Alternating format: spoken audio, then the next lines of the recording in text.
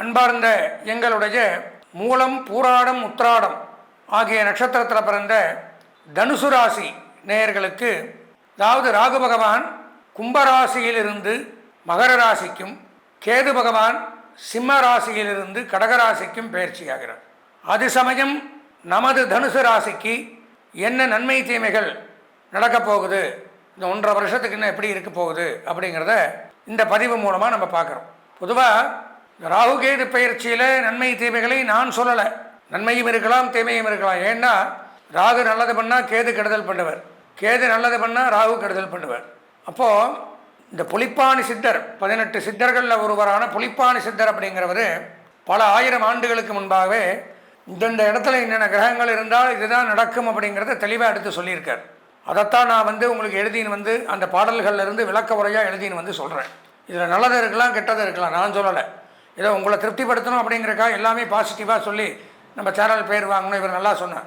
நான் நல்லா சொல்கிறது நல்லது சொல்லிட்டு நடக்கும்போது கெட்டது நடந்தால் அவர் சொன்னது ஒன்று, நடக்கிறது ஒன்றுமே. என்ன இருக்கோ அது சொல்லிட்டால் என்ன பண்ணணுமோ அதை பண்ணி நம்ம காப்பாற்றிக்கலாம். கெட்டதுன்னா கெட்டது நடக்கும், அதுக்கு என்ன பரிகாரம், என்ன பண்ணணும், நல்லதுன்னா அது நல்லது.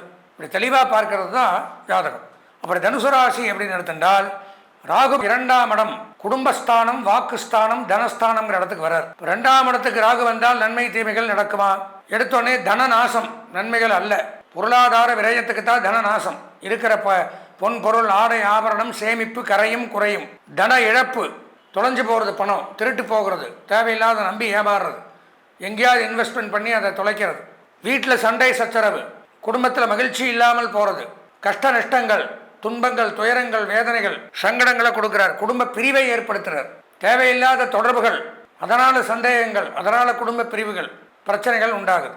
உங்களை பற்றி தவறாக கருதப்படல், உங்களை பற்றி தப்பாக நினைக்கிறது. எல்லாருமே பெண்களால் அதிக துன்பம் ஆண்களாக இருந்தால், பெண்களாக இருந்தால் ஆண்களால் அதிக துன்பங்களை அனுபவிக்க வேண்டிய ஒரு நேரம். 2ல் ராகு இருந்தால் கௌரவ பழுது ஏற்படும். உங்களுடைய கௌரவம் அதுக்கு குறைவு ஏற்படும். அவமானப்படுது தான் கௌரவ பழுதுன்னு போட்டிருக்காரு. வீடு மனை மூலம் பிரச்சனை, இடம் வாங்கியிருந்தீங்கன்னா அதில் பிரச்சனை, அல்லது வீட்டில் பிரச்சனை, பூர்வீக சொத்துக்களில் பிரச்சனைகளை கொடுக்குறாரு. சில பேருக்கு நெருப்பு பயம், அக்னி பயம், மனஸ்தாபம், கடுமையான செலவு, வீண் விரயங்களை கொடுக்கிறார் அப்படின்னு புலிப்பாணி சித்தர் சொல்கிறார். 2ஆம் இடத்துல ராகு இருக்கிறதுனால. அதே சமயம் கேது பயிற்சி, கேது பகவான் தனுசு ராசிக்கு 8ஆம் இடத்துல இருக்கார். அப்போ என்ன ஆகுது? அதுவும் சரியில்லை. பெண்களால் கெட்ட பெயர், ஆண்களாக இருந்தால் பெண்களால் கெட்ட பெயர், பெண்களாக இருந்தால் ஆண்களால் கெட்ட பெயர். ஏன்னா 2மே கலத்திரஸ்தானம், திருமணஸ்தானம், குடும்பஸ்தானம். பொருள் நஷ்டம் ஏற்படும், பழி பாவங்களுக்கு ஆளாக நேரிடும். தேவையில்லாத பிளேம்ஸ், யாரோ பண்ண தப்புக்கு நாம் பிராயச்சித்தம் பண்ணுறது, சம்பந்தம் இல்லாமல் ஒரு கெட்ட பேர், அவமானங்கள், அசிங்கங்கள், மரியாதை குறைவு, கேவலம், இதெல்லாம் உண்டாக்குவார். சில பேருக்கு எதிர்பாராத விபத்தும் உண்டாகும்.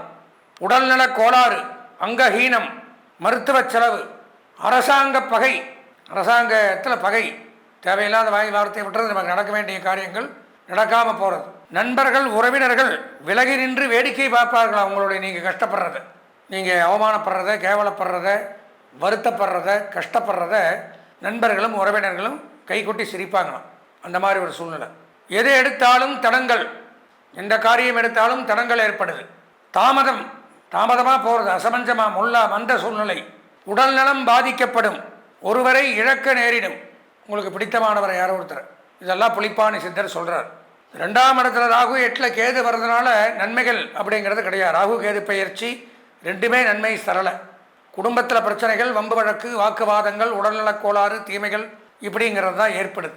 அதனால் தனுசு ராசிக்காரர்கள் அவசியம் சொந்த ஜாதகத்தை பார்த்து மட்டும்தான் பலன்களை தெரிந்து கொள்ள வேண்டும். ஏன்னா இந்த பொதுவான பலனில் நல்லதுங்கிறது இல்லை. புலிப்பாணி சித்தர் போட்டார். ஏதோ ஒன்று நல்லா இருக்கும் சில பேருக்கு, இதில் 2மே சரியில்லை தனுசு ராசிக்கு. அதனால் இதுக்கு தீர்வு சொந்த ஜாதகத்தை பார்த்து என்ன தசாபுத்தி நடக்குது, சொந்த ஜாதகத்தில் ராகு கேது எங்கே இருக்காங்க, இதெல்லாம் பார்த்து தான் நம்ம முடிவு பண்ண முடியும். இந்த ஆண்டு அதிர்ஷ்டமான வண்ணம் மஞ்சள், அனுகூலமான திசை வடக்கு, அதிர்ஷ்டமான எண் 5, வணங்க வேண்டிய தெய்வம் பார்வதி தேவி. அம்பிகையை வழிபட்டும் சொந்த ஜாதகத்தை பார்த்தும் இந்த ராகுகேது பயிற்சியினுடைய முழு பலன்களையும் தெரிந்து கொண்டு இறைவனுடைய அருளால் நீண்ட ஆயுளும் நிறை செல்வமும் பெற்று வாழ்வாங்கு வாழ ஆசீர்வதித்து விடைபெறுகிறேன். நன்றி, வணக்கம். பொதுவாக நான் முதல்ல சொல்கிற மாதிரி ஒவ்வொரு கிரகமும் பயிற்சியாகும். 9 கிரகமும் நமக்கெல்லாம் அப்படி சொந்த வீடு இருக்கோ, நவகிரகங்களுக்கு வீடுன்னு சொல்லக்கூடியது இந்த 12 ராசிகள். அந்த அவங்கவுங்க ராசியில் அவங்கவுங்க வீட்லேயே அந்த கிரகங்கள் இருக்குன்னு சொல்ல முடியாது. நாமெல்லாம் இப்படி அங்கேயும் இங்கேயும் போயின்னு வந்துட்டே அப்படி ரவுண்டிங்லேயே இருக்கிற மாதிரி நம்ம ஆயுள் வரைக்கும் அந்த கிரகங்களும் ஒரு ராசியை விட்டு மற்றொரு ராசிக்கு போவதற்கு பெயர் பெயர்ச்சி. அதில் ஒவ்வொரு கிரகத்திற்கும் கால அளவுகள் அப்படிங்கிறது உண்டு. எல்லாருக்கும் தெரியும். நான் ஒரு தடவை சொல்கிறேன். சூரியன் ஒரு மாதத்தில் ஒரு பயிற்சி, சந்திர பகவான் வெறும் 2 நாளில் பயிற்சி, செவ்வாய் புதன் சுக்கிரன் மினிமம் 1.5 மாதத்தில் பயிற்சி, அதிகப்படியாக இருக்கக்கூடியது சனி பகவான் 2.5 ஆண்டுகள், அதுக்கப்புறம் எடுத்துட்டால் அதிகமாக இருக்கிறது இந்த ராகு கேது 1.5 வருஷம், அதுக்கப்புறம் குரு பகவான் 1 வருஷம். அப்போது இந்த 1.5 வருஷம் முடிஞ்சு ஒரு ராசியை விட்டு அடுத்த ராசிக்கு போகிறது அப்படிங்கிறது வழக்கம். ஆனால் இந்த ராகு கேது மட்டும் என்ன பண்ணுவாங்கன்னா அப்படியே ஆன்டி கிளாக் வைஸ் பின்னாடி பயிற்சி ஆவாங்க. 7ன்னா 8க்கு போக மாட்டாங்க, 7ன்னா 6க்கு வந்துடுவாங்க. அப்படியே ரிவேர்ஸில் வர்றது தான். அதனால தான் இந்த நவகிரகங்களை பிரதட்சணம் பண்ணி நமஸ்காரம் பண்ணும் பொழுது 7 பிரதட்சணங்கள் வளமாகவும் கடைசி 2 பிரதட்சணங்கள் வளமில்லாமல் அப்பிரதட்சிணம்னு சொல்லுவாங்க. ஆன்டி கிளாக் வைஸாக வரக்கூடியது இந்த ராகு கேதுகளுக்கு. அப்போ தான் அது அவங்களுக்கு பிரதட்சணத்தை குறிக்கும் அப்படின்னு. பொதுவாக இந்த ராகு கேது அப்படிங்கிறது முதல்ல நவகிரகத்திலேயே கிடையாது. பின்னாடி இந்த சிவபெருமான் பார்க்கடலை கிடைகிறாரு. எதுக்கு கிடைகிறார்? அதாவது மந்திரகிரி அப்படிங்கிற மலையை மற்ற மாதிரி திருப்பி கூர்மையாக வச்சுக்கிறார். ஆதிசேஷன் அப்படிங்கிற பாம்பை வந்து நாணல் மாதிரி வச்சு பார்க்கடலில் கடையும் பொழுது முதல்ல வரக்கூடியது அப்படிங்கிறது ஆலகால விஷம். அதுக்கு வந்து போட்டி போட்டுக்கிறாங்க. அமிர்தம் கிடைக்கும் அப்படிங்கிறதுக்காகத்தான் தேவர்களும் அசுரர்களும் காத்து கிடக்கிறாங்க. முதல்ல அதிலிருந்து வெளிப்படக்கூடியது பயங்கரமான கொடிய விஷயம் அப்படின்னு ஆலகால விஷம்னு பேர். அது வருது. அதனுடைய தாக்கம் தாங்காமலேயே பாதி பேர் மரணம் அடைஞ்சிடறாங்க. அதாவது அது வெளியில் வரும்பொழுது சாப்பிடவும் இல்லை, அது ஸ்ப்ரெட்டு அதனுடைய ஸ்மெல் பண்ணோன்னே நிறைய பேர் இதாக பார்த்துட்டு சிவபெருமான் அதை அப்படியே விழுங்குறார். விழுங்கும் பொழுது அம்பாள் வந்து அப்படியே கழுத்தில் பிடிச்சி அதை உள்ளே போகாமல் நிறுத்திடுறதுனால தான் சிவபெருமானுக்கு நீலகண்டன் அப்படின்னு பேர். கண்டம்னா சமஸ்கிருதத்தில் கழுத்துக்கு பேர் கண்டம், நீலம்னா ப்ளூ கலர் எல்லாருக்குமே தெரியும். அதனால தான் அந்த விஷம் இருக்குது. பாம்பு கடிச்சிட்டா உடம்பு விஷமாயிரும் எல்லாத்துக்குமே. ஒரு பாய்சன் சாப்பிட்டா ப்ளூ கலர் ஆயிடுவோம். அப்போ அந்த சிவபெருமானுக்கு அது ஒரு அஸ்திரமாக ஆயுதமாக வச்சுருக்கார் அவர். அந்த கழுத்தில் இருந்து சிவபெருமான் அஷ்டசம்ஹாரம் பண்ணுறார். அதாவது அஷ்டவதம் 8 விதமான சம்ஹாரங்களை பண்ணுறார். அப்போ அந்த சம்ஹாரங்கள் பண்ணும் பொழுது பார்த்தீங்கன்னா எல்லாம் நம்மளை மாதிரி சண்டை போடுறது, துப்பாக்கி எடுத்து சுடுறது அந்த மாதிரிலாம் கிடையாது. பார்த்து ஸ்மைல் பண்ணால் போகிறோம். இந்த எதிரிகள் எப்பேற்பட்ட யாராக இருந்தாலும் சம்ஹாரம் ஆகிறதாக ஆகம சாஸ்திரங்கள்லாம் சொல்லுது. அப்போ இந்த ஆலகால விஷத்தை கக்கி சில அசுரர்களை மன்மத தகனம் அப்படின்னு சொல்லுவாங்க. மன்மதன் அப்படிங்கிறவன் தான் உலகத்திலே அழகான ஆம்பளை, நல்லா தெரிஞ்சுக்கணும். அவன் என்ன பண்ணுறான், ஒரு சமயம் பார்வதி தேவி மேலே பிரியம் கொண்டுடுறான். இதை வந்து சிவபெருமான்ட்டு அம்பாள் தெரிவிக்கும் பொழுது அவனுக்கு மட்டும் சம்ஹார காமதகன மூர்த்தின்னு பேர். 8 சம்ஹாரத்தில் அவனு ஒன்று. திருக்குறுக்கை அப்படின்னு ஒரு ஊர் இருக்குது கும்பகோணத்துக்கிட்ட, அந்த இடத்துல நடந்திருக்கு காமதகன மூர்த்தி. இந்த மாதிரி 8 ஊர், பிரம்மா சிரஸ் எடுத்தது திருக்கண்டியூர், இந்த மாதிரி திரிபுர சம்ஹார மூர்த்தி திரிபுவனம்னு ஒரு ஊர், இந்த மாதிரி நிறையா உண்டு. அது எதுக்காக இதை சொல்ல வரேன்னா, இந்த ஆலகால விஷத்தை பயன்படுத்தி அதை சிரித்தோடனே அந்த தொண்டையில் இருக்கிற விஷமாகப்பட்டது ஸ்ப்ரெட் ஆகி பூரா அந்த ஆப்போசிட்டில் இருக்கக்கூடிய சத்ருக்களை சம்ஹாரம் பண்ணிடும். அப்போ அந்த டைமில் இந்த பார்க்கடலை கடையும் பொழுது தேவர்களோடு தேவர்களாக இந்த ராகு கேதுவும் அசுர குலத்தை சார்ந்தவர்கள் உட்கார்ந்துருக்காங்க. இதை வந்து சந்திர பகவான் கண்டுபிடிச்சிட்றார். கண்டுபிடிச்சி சிவபெருமான்கிட்ட சொல்லும் பொழுது, சரி இவனுக்கு வந்து தனியாக ஒரு உருவத்தை கொடுக்கணும், பார்த்தா தெரிகிற மாதிரி ஈஸியாக அடையாளம் எங்கே ஒழிஞ்சாலும் தெரிகிற மாதிரி அடையாளத்தை கொடுக்கணும் அப்படிங்கிற காரணத்தினால ராகு பகவானுக்கு பாம்பு சரீரமும் உடல் பாம்பு மாதிரி இருக்கும். ராகுவுக்கு நல்லா தெரிஞ்சுக்கணும். கேது பகவானுக்கு சிரசு பாம்பு மாதிரி இருக்கும். இந்த விஷத்தை இது பண்ணுறதுனால அவனுக்கு சர்ப்ப சரீரம், சர்ப்ப தேகம், சர்ப்ப சிரசு. கேதுக்கு பாம்பு தலையும் ராகுவுக்கு பாம்பு உடலையும் கொடுத்து நவகிரகத்தோடு நீங்கள் சேர்ந்து உட்கார்ந்ததுனால 8வது 9வது கிரகமாக ஆன்டி கிளாக் வைஸாக நீங்களும் இருங்க. இந்த ராகு கேது அப்படின்னு எடுத்துட்டோம்னால் முழுமையாக இவாளுடைய ஒரு வேலை என்ன அப்படின்னு பார்த்தால், ராகு திசை அப்படிங்கிறது 18 வருஷம், கேது திசை 7 வருஷம். இவங்க 2 பேருமே நன்மைகளை செய்வார்களான்னு பார்த்தால், அதாவது 99% கெடுதல் தான், 1% நன்மை. ராகுவை போல் கொடுப்பார் இல்லை, கேதுவை போல் கெடுப்பார் இல்லைன்னு ஒரு வாக்கியம் உண்டு. ஏது திசை வந்தாலும் கேது திசை வரக்கூடாதுங்கிற வாக்கியம் உண்டு. ஒருத்தனை கேது திசை வந்துருச்சு, கேது புத்தி நடக்குது, கேது ஜாதகத்தில் சரியில்லைன்னா அவன் ரொம்ப எப்பேற்பட்ட ஆளாக இருந்தாலும் மரியாதை குறைவு, அவமானங்கள், அவன் பெரிய படிப்பாளியாக இருக்கட்டும், பெரிய பணக்காரனாக இருக்கட்டும், அப்படியே டவுன் ஆகி அந்த இடத்துல கீழே வந்துடுவோம். அதே மாதிரி ராகுவும் அப்படி தான். 18 வருஷத்தில் இந்த ராகு திசையில் கேது புத்தி நடக்கிறது. இந்த மாதிரி சில தசாபுத்திகள் காலகட்டத்தில் எல்லாம் பயங்கரமாக உடல்நலக் கோளாறுகள், அதே சமயம் அந்த கேன்சர் அந்த மாதிரி நோய்களை கொடுக்கறது, நரம்பு கோளாறுகள், இரத்த சம்பந்தமான நோய்களை கொடுக்கறது, இதெல்லாம் வந்து ராகுவனுடைய வேலை. அதே சமயம் கேது மோட்சத்தை கொடுக்கக்கூடியவர். கேது 12ஆம் இடத்துல ஒருத்தனுடைய கட்டத்தில் இருந்தால் மோட்சமும் கிடைக்கும். ஞானம், அறிவு, ஆன்மீக நாட்டங்கள், இறை வழிபாடு, இதுக்கெல்லாம் கேது அதிபதி. வெளிநாடு போகணும், அந்நிய தேசம், கடல் கடந்து பயணம் பண்ணணும்னா அதுக்கும் ராகு கேது தான். அப்போ சில நன்மைகளையும் தருவார்கள், சில கெடுதலையும், அதிக கெடுதல்களையும் சில நன்மைகளையும் தரக்கூடிய கிரகங்கள் தான் இந்த ராகு கேது. ஏன்னா சாயா கிரகம், நிழல் கிரகம். நான் சொன்ன மாதிரி தனக்குன்னு சொந்த வீடு கிடையாது. இப்போது மற்ற கிரகங்கள்லாம் எடுத்தோம்னா சொந்த வீடு உண்டு. வீடுன்னா என்ன? ராசி தான் வீடு. சூரியனுக்கு சிம்ம ராசி சொந்த வீடு, சந்திரனுக்கு கடகராசி சொந்த வீடு, செவ்வாய்க்கு மேஷம் விருச்சிகம் சொந்த வீடு, புதனுக்கு மிதுனம் கன்னி சொந்த வீடு, சுக்கிரனுக்கு ரிஷபம் துலாம் சொந்த வீடு, சனிக்கு மகரம் கும்பம். முடிஞ்சு போச்சு. சூரியன் சந்திரன் ஒரு வீடு, மீதி இருக்கிற 5 கிரகத்துக்கு 2 வீடு, 2 10, 11 11 12 சரியாக போச்சு. இப்போ ராகுகேதுகளுக்கு வீடுன்னா இப்போ பெயர்ச்சியாகி எந்த வீட்டுக்கு வராங்களோ, எந்த ராசிக்கு பெயர்ச்சியாகி வராங்களோ அது அவங்களுக்கு சொந்த வீடாக விளங்குது. அப்பேற்பட்ட இந்த ராகுகேது பெயர்ச்சி அப்படிங்கிறது 1.5 ஆண்டுகள் கழித்து வருகின்ற மங்களகரமான பராபவ வருஷம் ஐப்பசி மாதம் 27ஆம் நாள் 31/11/2026 வர நவம்பர் மாதம் 31ஆம் தேதி வெள்ளிக்கிழமை அன்னைக்கு சாயந்தரம் 5 மணிக்கு 14 நிமிடத்திற்கு ராகு பகவான் கும்பராசியிலிருந்து மகர ராசிக்கும், அப்படி பேக் சைட், கேது பகவான் சிம்ம ராசியிலிருந்து கடகராசிக்கும் பயிற்சியாகிறார். அப்போது அந்த 1.5 வருஷத்திற்கு ராகுக்கு மகரம்தான் வீடு, கேதுக்கு கடகம்தான் வீடு. அப்போ அங்கே இருக்கிற தரவாயில் மற்ற 12 ராசிகளுக்குமே என்னென்ன நன்மை தீமைகளை பொதுவாக ஒன்று எடுத்துக்கணும். ஜோதிட சாஸ்திர பிரகாரம் ராகு நன்மையை செய்தால் கேது கெடுதலை செய்வார், கேது நன்மையை செய்தால் ராகு கெடுதலை செய்வார். ஒன்று ஆப்போசிட், ஒன்று ப்ளஸ், அப்படி தான் இருக்கும். இப்போது இந்த 2026 பயிற்சி ஆச்சுன்னா மறுபடியும் 2028 தான் வரும்.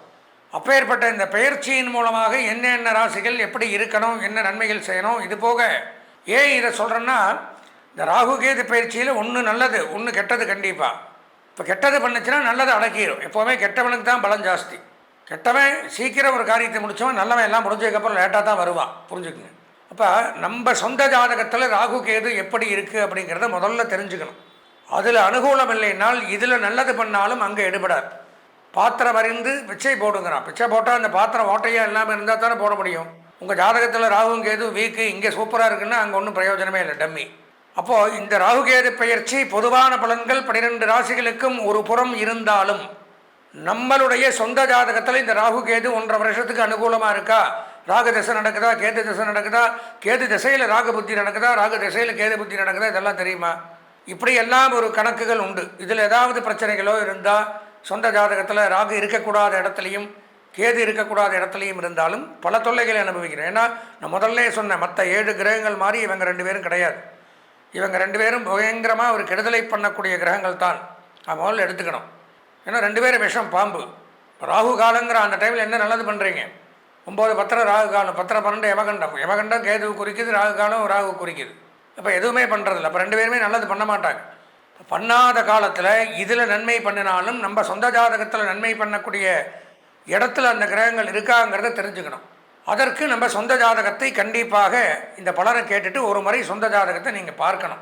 அதுக்கு ஒன்றும் பண்ண வேண்டாம். என்னுடைய அலைபேசி எண் இதிலேயே வரும். அதாவது 9865 9837 98650 98370 இந்த எண்ணிற்கு தாராளமாக தொடர்பு கொண்டு உங்கள் சொந்த ஜாதகத்தையும் பார்த்து இதில் வரக்கூடிய பலாபலன்களையும் தெரிந்து கொண்டு, இப்போ நான் சொல்லக்கூடிய பலாபலன்கள் அப்படின்னா இதெல்லாம் பல நூற்றாண்டுகள் 1000 ஆண்டுகளுக்கு முன்னாடி புலிப்பாணி சித்தர், உங்களுக்கே தெரியணும், ஒவ்வொரு பலனும் அதை வச்சு தான் சொல்கிறேன். 8 சித்தர்களில் ஒருவரான புலிப்பாணி சித்தர், அவர் ஜோதிட நூல்களில் அன்றைக்கே எழுதி வச்சுட்டு போனது தான் பாடல்களாக எடுத்து விளக்க முறையாக எடுத்து, இதில் நல்லது இருக்கலாம் கெட்டது இருக்கலாம், என்னை கவுச்சுன்னு பிரயோஜனம் இல்லை.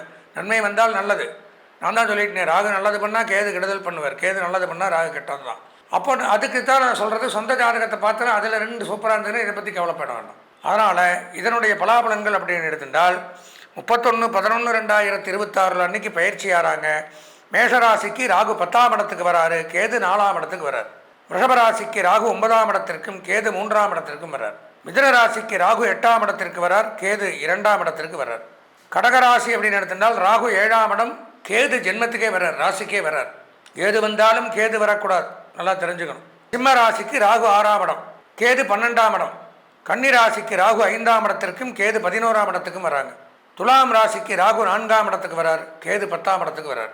விருச்சிக ராசிக்கு ராகு 3ஆம் இடத்திற்கும் கேது 9ஆம் இடத்திற்கும் வரார். தனுசு ராசிக்கு ராகு 2ஆம் இடத்திற்கும் கேது 8ஆம் இடத்திற்கும் வரார். மகர ராசிக்கு ராகு ஜென்மத்திலும் கேது 7ஆம் இடத்துக்கும் வரார்.